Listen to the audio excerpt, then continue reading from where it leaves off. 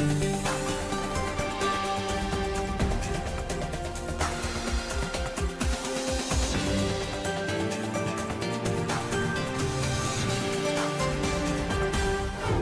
today's World Insight, as Brazilian President Lula da Silva sets foot on China for a visit, a word with the Vice President of the BRICS lender New Development Bank on why cooperation among big developing nations seriously matters.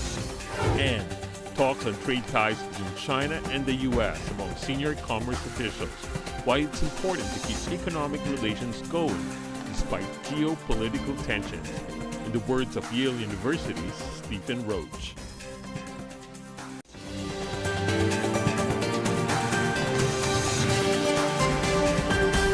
And here is our host, Tian Wei. Hello and welcome to World Insight with me, Tian Wei.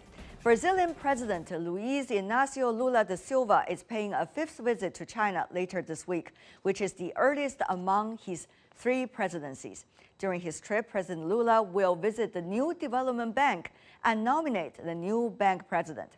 As large developing countries, representatives of emerging economies and BRICS partners, China and Brazil are important forces driving forward the world's multipolarization and share extensive and close common interests. President Lula's visit is expected to further deepen comprehensive strategic partnership between the 2 countries and contribute to world prosperity and stability. For more insights, here's my interview with Vice President of the New Development Bank, Leslie Maasdorp. Take a look.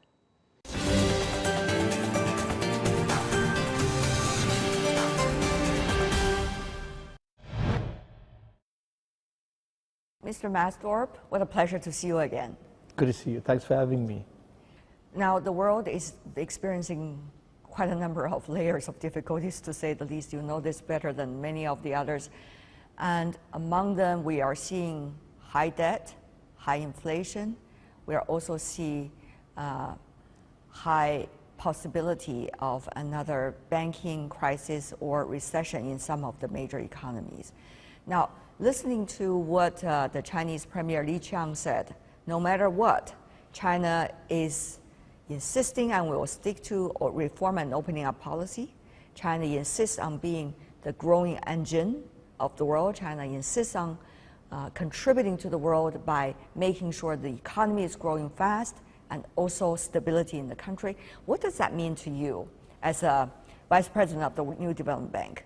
As you know, the contribution of China to the world on so many fronts, whether it's in the front of financial stability in terms of the banking system, whether it's in terms of climate action, it plays a significant, disproportionate role because China is indeed the 2nd biggest economy in the world.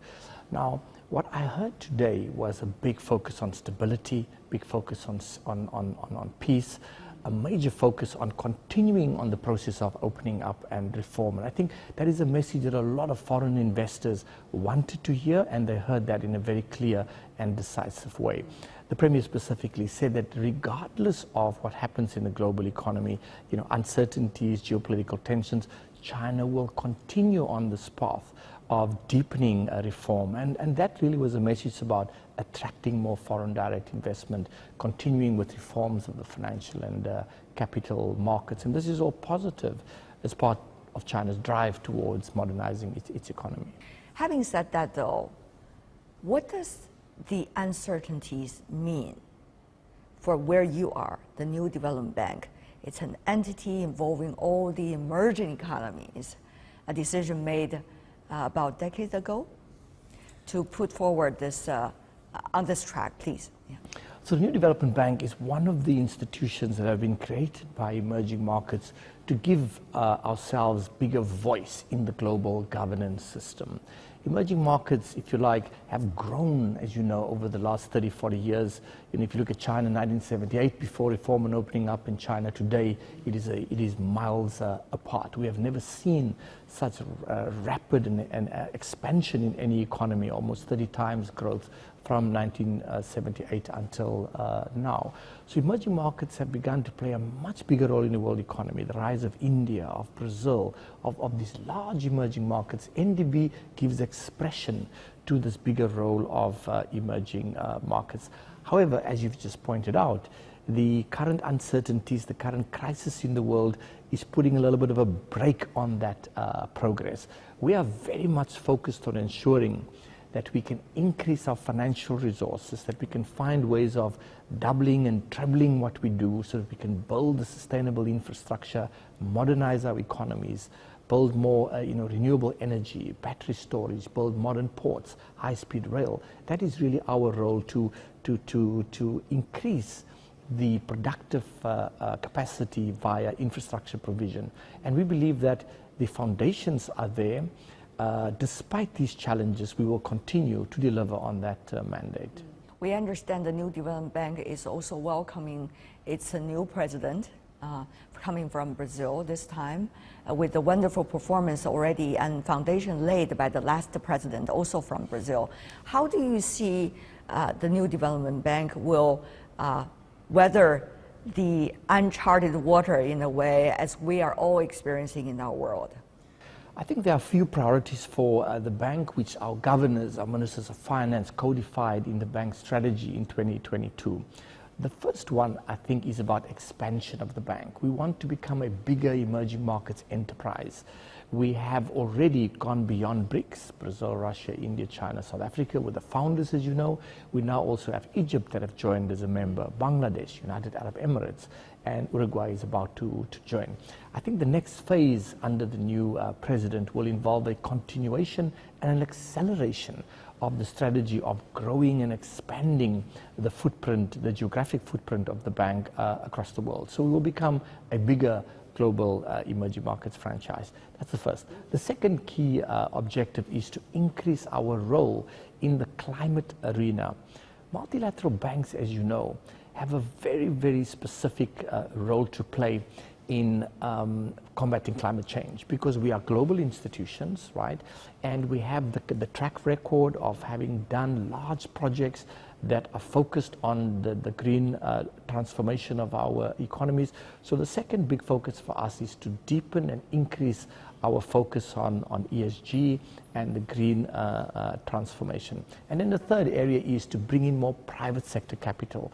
One of the challenges that the world has right now, as you know, is governments are very indebted, which means that they have limited additional fiscal capacity. Governments are financially constrained. So we are looking for ways to raise more capital and increase our ability to deliver on our mandate. Mm-hmm. So how? That is the issue, isn't it? Especially now when there are so many uncertainties and the banking crisis likely to be contagious. So how cautious, while at the same time bold, the decisions will have to be? So the first thing that I would like to highlight is that the New Development Bank, like other multilateral development banks, we are very highly rated institutions. In the case of New Development Bank, we have a AA+ credit rating from one of the leading agencies and another AA rating. So that is one of the first aspects that is important to highlight. What that means, though, is that we are very well capitalized, we have high levels of liquidity, very low leverage, we are conservatively managed. We don't face the same risks that commercial banks face, who, for example, are impacted upon by the current financial, the uncertainty in the financial world as a result of the collapse of Silicon Valley Bank, the stresses of Credit Suisse, which led to them being acquired by UBS. Our belief is that those crises moments will not result in bigger systemic risk, if you like. Multilateral banks are very much insulated from that financial strains, mainly because we have such strong financial metrics. So in short, I guess what I'm saying is that we will proceed cautiously, we will proceed on a conservative basis, but we are looking at what more can we do to expand our balance sheets, to expand our mandate, to be more effective, because there is such a massive financing gap in the emerging markets. There's a need for new roads and bridges and ports and power. What kind of cooperation are you seeing in the near term, especially for a new development bank with this global south, so to speak?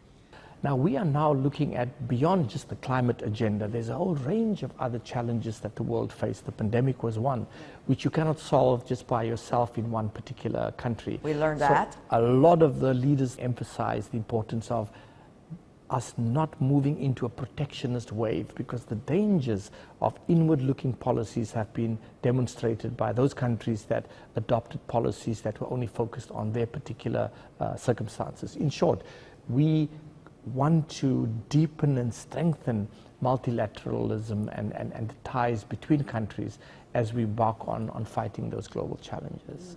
One of the things people are looking at is how the developing economies, of course emerging economies like the BRICS countries, are going to deal with their internal challenges, but at the same time be able to cooperate for a new way forward. How do you see these kind of uncertainties? What does that mean for new development bank when you see geopolitics creating challenges one after another?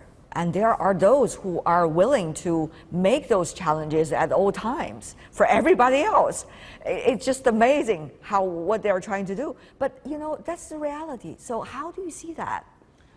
I think I was encouraged this morning listening to a number of the speeches which emphasize the focus on more longer-term structural issues. There's aspects of the geopolitical tensions and uncertainties in the world right now which are more cyclical. It's linked to this moment in time. But this moment in time can also be 3 years or 5 years.